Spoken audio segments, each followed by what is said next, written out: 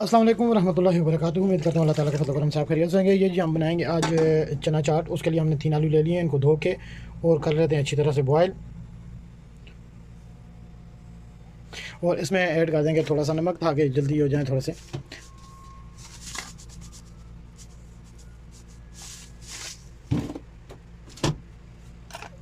चम्मच से इनको थोड़ा सा हिला दें ताकि नमक जो है वो पानी में मिक्स हो जाए।